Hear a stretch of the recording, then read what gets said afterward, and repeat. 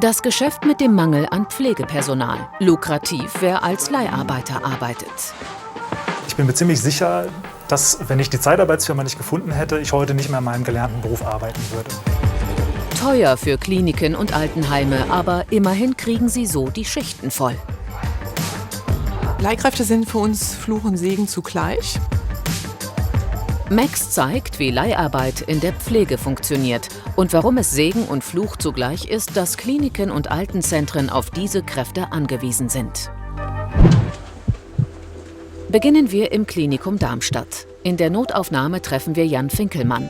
Nach 12 Jahren im Job fühlte sich der Krankenpfleger mehr und mehr ausgebrannt. Er wollte eine Veränderung. Ich habe nach neuen Stellen geschaut und bin über die Zeitarbeitsfirmen gestolpert. Bin in diversen Vorstellungsgesprächen gewesen, sowohl in Kliniken als auch bei Zeitarbeitsfirmen. Und am Ende war für mich persönlich das Attraktivste das Angebot der Zeitarbeitsfirma. Seit einem Jahr zieht er von Klinik zu Klinik als Leiharbeiter. Seitdem findet er seinen Job wieder attraktiv. Klingt paradox. Schließlich ist es in vielen Branchen üblich, dass Leiharbeiter Nachteile gegenüber dem Stammpersonal haben. Doch nicht so im Gesundheitswesen. Sie haben geregelte Stundenzeit und sind nicht in der Regel dazu verpflichtet, Überstunden zu machen. Sie können Wünsche äußern zu Schichten. Also Sie könnten vielleicht sogar so weit gehen und sagen, Sie möchten keine Nachtdienste machen. Das ist in einem normalen Umfang im Krankenhaus schwierig, sowas zu äußern oder sowas durchzusetzen. Sonderwünsche bedeutet für die Stammbelegschaft noch mehr unattraktive Dienste schieben. Das weiß auch der Pflegedienstdirektor des Klinikums. Aber was soll er machen? Und dabei hat er noch Glück mit der Personalnot. Die Anzahl der eingesetzten Leiharbeiter beträgt bei uns so im Schnitt zwischen einem halben Prozent und 1%. Das heißt, das ist gar nicht so viel. Ich habe Kolleginnen und Kollegen in anderen Kliniken, da sprechen wir von 10, 15, 20% teilweise von Zeitarbeit.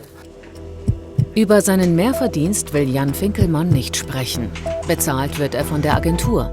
Wir schauen uns die Stellenanzeigen an. Ein Beispiel einer Leihagentur.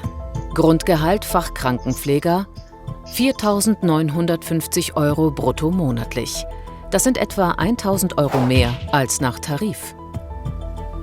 Eine Zweiklassengesellschaft auf den Krankenhausfluren. Und das erste Klasse Personal kommt die Kliniken teuer zu stehen. Beispiel Klinikum Darmstadt. Die Rechnung für 24 Pflegekräfte. 2 Millionen € bezahlte die Klinik. 1,9 Millionen € indirekt die Steuerzahler über die Refinanzierung. Zusammen fast 4 Millionen €. Diese Mehrkosten werden eben nicht, wie vereinbart, nach Ist-Kosten refinanziert, sondern nur auf Höhe des Tarifgehalts. Das heißt, wir bleiben auf 2 Millionen im Prinzip durch den Einsatz der Zeitarbeit sitzen. Das ist das, was unser Haus finanzieren muss. Schätzungen gehen davon aus, dass in Deutschland etwa 25.000 Leihpflegekräfte eingesetzt sind.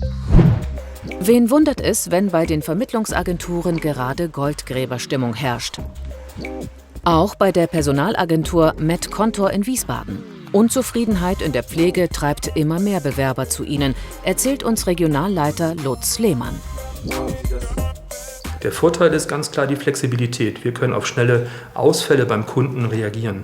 Tatsächlich kommen Kunden auf uns zu und lassen sich den tageweisen Ausfall von Mitarbeitern ersetzen oder teilweise auch den langfristigen Bedarf. In der Leiharbeit wird plötzlich der Pflegeberuf zum Traumjob.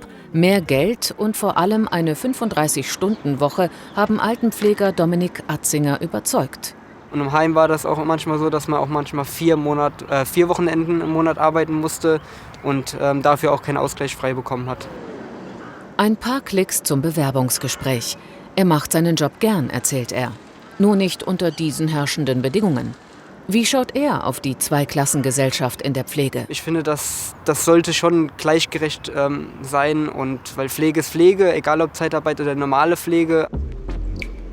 Vom Bewerbungsklick zum Bewerbungsgespräch.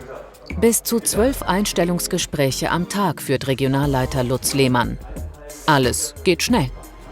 Die Recruiter können und dürfen sofort einstellen, wenn es von der Qualifikation, wenn es vom menschlichen und natürlich auch vom Gesamtpaket des Bewerbers von unserer Seite als auch von seiner Seite aus durchaus passt.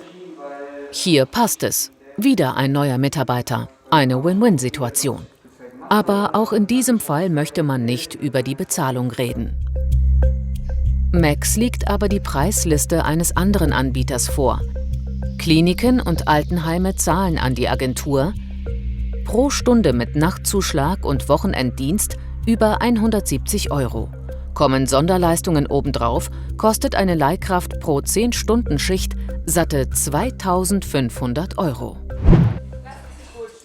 Im Altenpflegeheim in Seeheim an der Bergstraße verschärft sich die Situation personell, auch weil Stammbelegschaft aggressiv umworben und abgeworben wird, erzählt Geschäftsführerin Elke Weyand.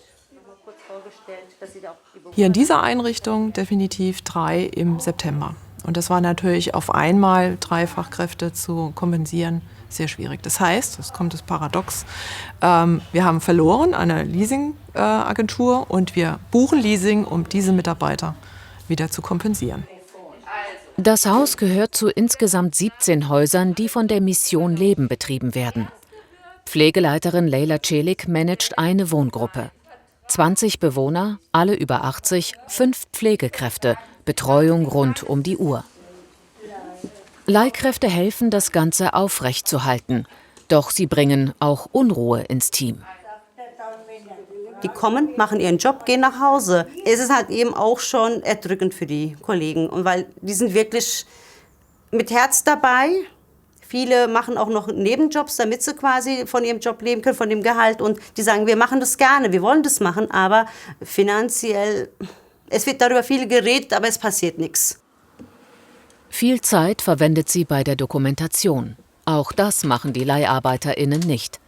Leyla Celik will nicht aufgeben nach 20 Jahren in diesem Job. Ohne Pflegekräfte wie sie bricht das System zusammen. Doch statt die Tariflöhne anzuheben, wird das Geld in Leiharbeit gepumpt. Die Mission Leben gab dafür 2020 2,7 Millionen € aus. 2021 waren es schon knapp 4 Millionen. Was ich mir wünsche, ist eine deutliche Regulierung des Gesetzgebers, dass hier sozusagen die Bundesregierung entsprechend agiert. Wir sind hier nicht auf dem freien Markt, weil wir verhandeln letztendlich mit den Pflegekassen. Letztendlich trägt die Solidargemeinschaft und der Bewohner und der Angehörige und wir als Betriebe. Fazit: Eine finale Lösung beim Thema Fachkräftemangel in der Pflege gibt es längst noch nicht. Alles Stückwerk. So suchen sich Pflegende ihren eigenen Weg.